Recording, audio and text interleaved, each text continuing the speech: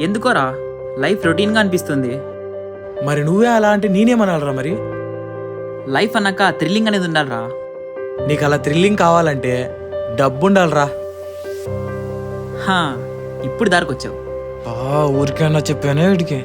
చూసావా, డబ్బు ఉంటే నీ లైఫ్ కూడా థ్రిల్లింగ్గా ఉంటుందని నువ్వే చెప్పావు. కర్మరా బాబు.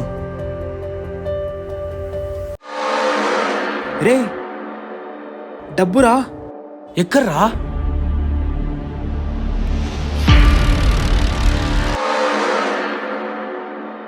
ఎక్కడ్రా?